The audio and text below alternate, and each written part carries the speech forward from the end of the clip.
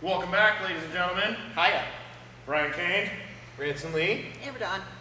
And we've gone over everything leading up to the execution of the squat. So, you guys want to do the execution today, or what do you think? Yeah, let's murder it. All right. Do this. We're gonna murder that Do squat. this! So stick with us over the course of a few more minutes, and we'll teach you how to squat. All right. All right, so we have already gone over the pick and the walkout, and now we're just going to go right into the execution of the squat. If you want a bit of a reminder, you can go ahead and rewatch the videos, because we know you've already watched them. But Absolutely. If you haven't, watch them again. So we are going to have Branson get under the bar That's me. and get himself set up to squat. All right. there's that pick, there's the walkout. You want that, go back, check our other videos. So Ranson is nice and stable under the bar here. First things first, if he has 800 plus pounds on the bar, there's no way that he can inhale here, right? So what we need to really reiterate is allowing the weight to settle and filling the belly here. Remember, you hear that cue a lot where you want it like a lat pull down. That's not true. These are two different things. You're cueing your lats to be pulled down to the back pockets while simultaneously spreading the bar. Not pulling down, spreading it.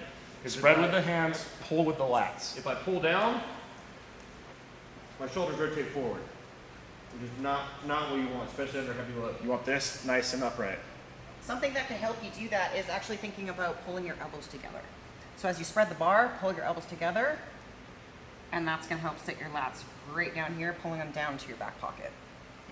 So we've got his upper back set. He's nice and stable here. Head position is next. We don't want to be looking down because that can cause us to roll forward, pardon me.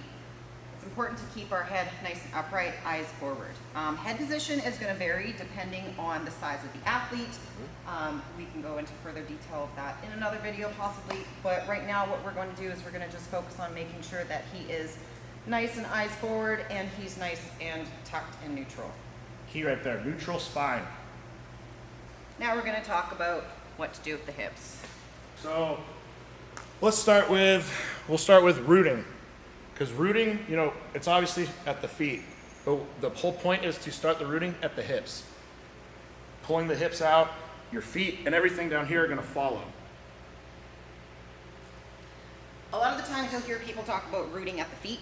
The issue that we'll see with rooting at the feet is, we actually discussed this in a previous video, is you can cause some oversupination of the feet.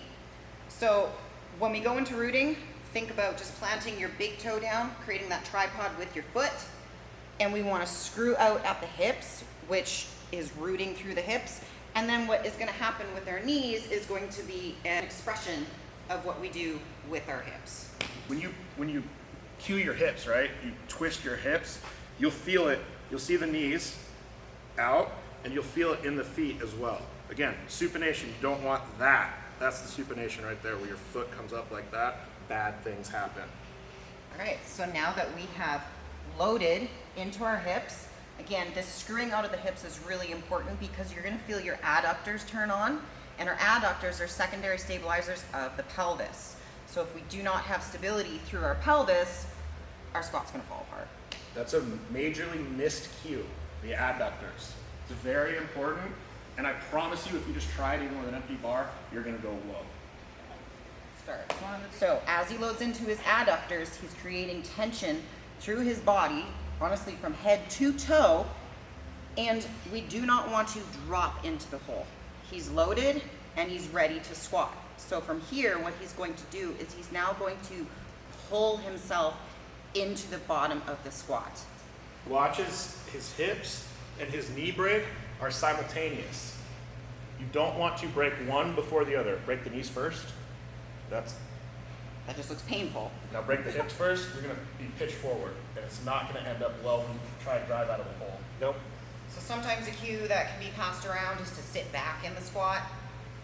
Think more about sitting down. Think about pulling your butt down to your heels.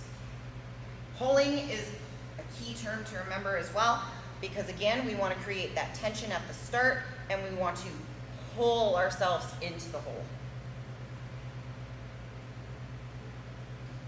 Again, let's just reiterate this. You know, we talked about letting the weight settle. Kind of use that as a general guideline for everything in terms of patience. You don't have to rush things. Now, obviously, there are different squats. Some people dive bomb, some people take their time. Andrew Herbert's a great example. It takes about 15 seconds to get down there, but he's a world record squatter. Yep. Patience is a virtue here. So, we're gonna start from top to bottom and just kind of go over everything again. We have our hand position, we are spreading the bar, we are using our lats as a spinal stabilizer, our head is nice and neutral, and Ranson is looking ahead. Now we're gonna go down to the hips here, where we are going to screw our hips out, load into our adductors, quads, and our glutes, and we're creating tension through the entire body. From here, Ranson is pretty much ready to squat.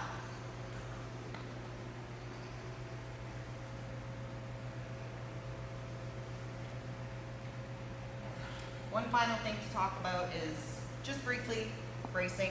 We talked about it in our previous video, but bracing in through the squat is incredibly important to help us maintain position in the bottom of the squat.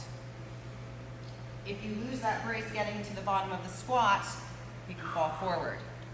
So something to help this can be pause squats or even tempo squats, but pause squats are really, really useful in helping the lifter maintain that position in the hold and hold that brace. And one final thing to kind of touch on also is your knees. So one thing you don't want is over-exaggeration of letting your knees come in. You don't want to force them out again because that can bring your feet up and over-supination of the feet. But you also don't want to be coming up in the squat and have your knees overly come in. That's just not good. A little bit of knee tape is okay, but excessive valgus becomes dangerous. Yes. That's the key, excessive. So just letting your knees kind of naturally fall where they're going to. Remember that term I use, expression? What our knees do are going to be an expression of what we do with our hips. You'll notice he's maintaining points of his feet. His big toe is down. He's creating a tripod. The weight is settling mid-foot, and he's allowing his butt to drop to his heels. Hitting depth. Some of us have struggled. These are the principles you follow. From there, you take it individualized, and that's why you work with a coach, to get the right training and cues for you.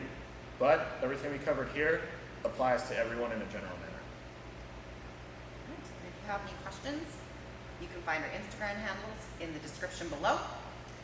So reach out to any one of us, and hopefully we can answer any questions that you might have. Thank you for watching. Woo-hoo-hoo-hoo. All right. So now we've gone pretty much over everything for squats. We've gone over execution today. So what do we got next, guys? We got bench We coming got up bench. next. And as our great friend Edward Blair would say, Bench is my favorite lift because it's the only lift I get to lay down for. exactly. Nap time. So stay tuned. We're going to start off just like squats, going over mobility exercises for the bench press. So stay tuned because it's going to be a lot of fun.